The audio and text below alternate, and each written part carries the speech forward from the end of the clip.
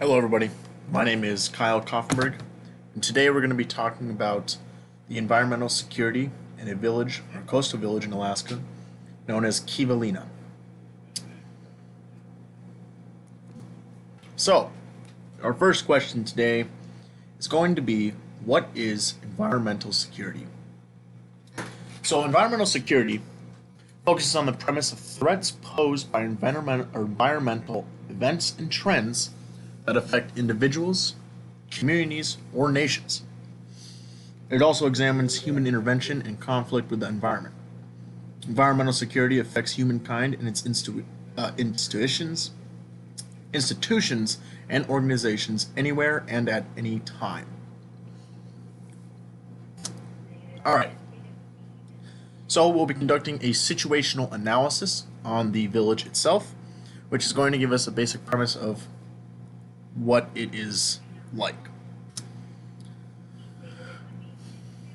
So, the biggest thing here in environmental security that has been affecting Fairbanks, Alaska, and here, Kivalina as well, is going to be climate change. So, climate change, or global warming, is the ongoing rise of the average temperature of the Earth's climate system and has been demonstrated by direct temperature measurements and by measurements of various effects of the warming. That's by NASA. So Kivalina is a little coastal island, has 400 citizens, and this climate change is starting to make their way of life pretty much impossible. They're having newfound challenges. One of the biggest ones is going to be erosion that's eating away at the island's edges, making the ice disappear, and it's effectively sinking the city. So on the mainland, new and growing sinkholes are growing. They're threatening the hunters and hikers. Sandbags and seawalls offer only temperature shelter for that. Basically, their entire way of life is slowly disappearing from the ground, from the island to the hunting grounds. So with situational awareness, situational analysis, for the environmental security, the ice is disappearing. And the ice that is left is actually going to be too thin to hunt seals and whales, which is going to be their food supply for the winter. Kivalina is a village in Alaska, and like most of them, they rely on subsistence, which is going to be using the land to hunt and to have their food security. Over 87% of Alaskan Native communities are affected by coastal and river erosion, with some communities being forced to relocate to safer terrain. So according to the Army of Engineers, 31 communities require partial or complete relocation. Changing weather conditions and a changing ecosystem is also decreasing food security for many Alaska Native communities, relying on subsistence foods, such as Kivalina. Not only does this affect the food security, it also affects infrastructure and transportation. So the costs will be extremely high to repair due to permafrost. So between 2015 and 2060, it would be about $110 to $270 million per year to help combat the damage. So with economic security being affected, it will also bring adverse effects to human security.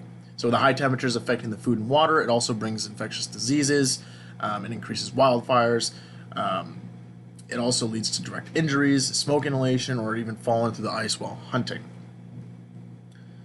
So climate change has an adverse effect on not just environmental, but it also starts trickling down into the food and economic security. So the native culture, as it is, depend economically, nutritionally, and culturally on fishing and hunting.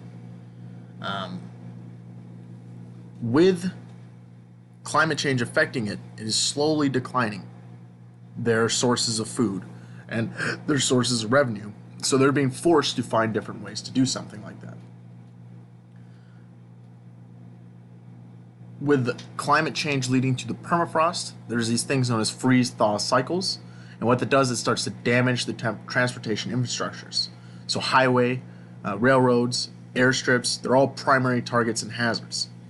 There's also sinking of the ground, which is going to cost a lot of money to maintain and repair that.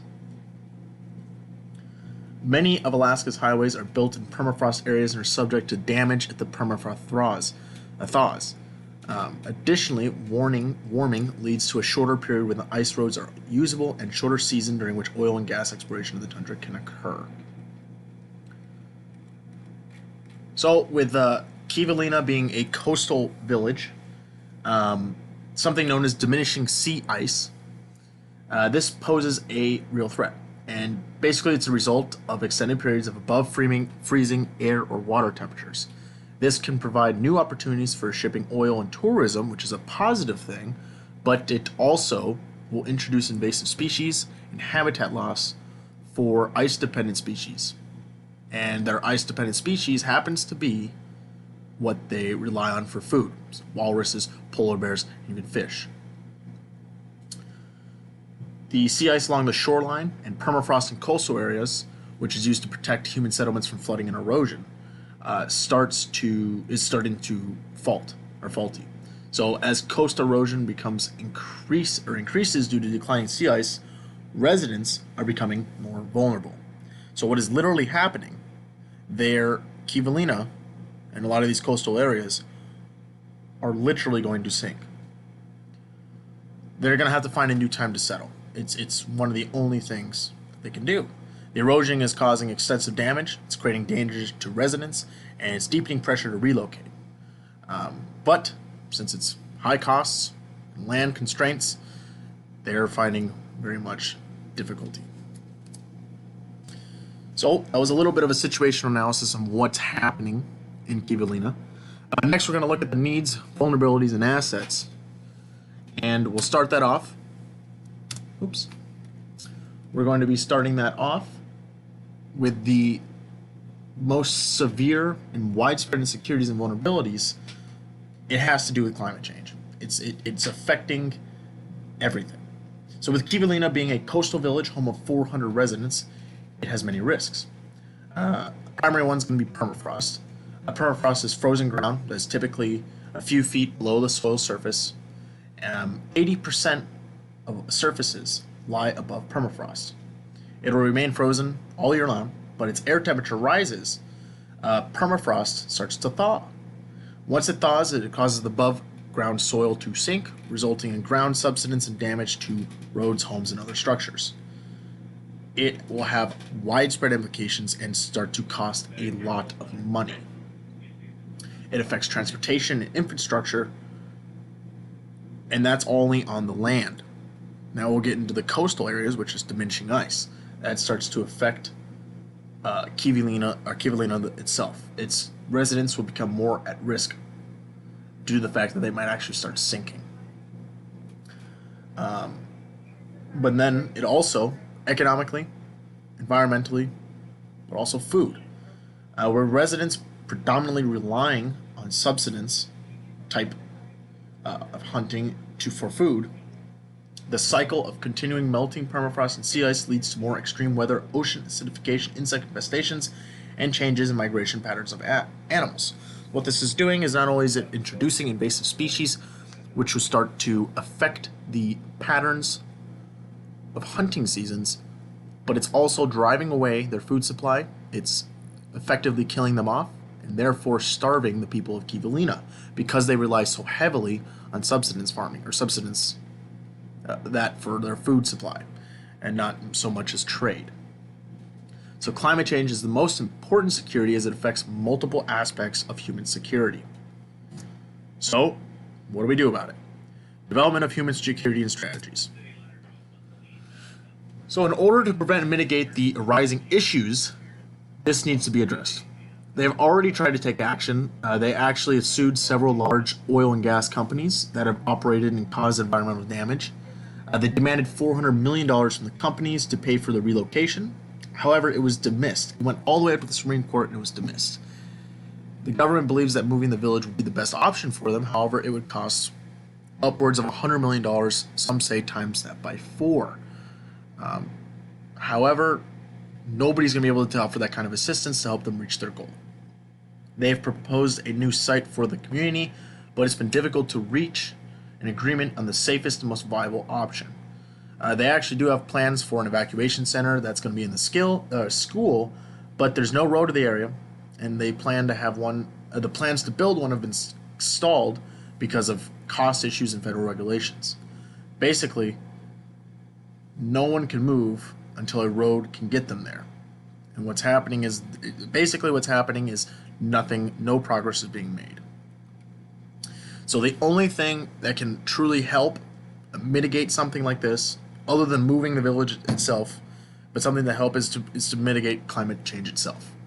You can use alternative power sources such as solar or wind, which will help reduce global emissions and therefore mitigate climate change. During the winter's times, they can start to seal the drafts in their house to make sure they're adequately sealed, reduce the water waste, and shrink their carbon profiles as a whole. It'll help reduce change. Overall, preventing permafrost degradation and curb heat trapping emissions can help slow climate change and in turn protect Kivalina, Fairbanks, Alaska, the whole world itself. So I wanted to thank everybody for listening to my presentation. I also would like to thank Professor. Thank you, Professor, for having us in our class. It's been a fantastic class. I learned a lot about the securities, what we take so much for granted, but how much actually comes into play here. Thank you very much. I appreciate it. I had so much fun in your class. Have a great day. Have a great semester. Thank you.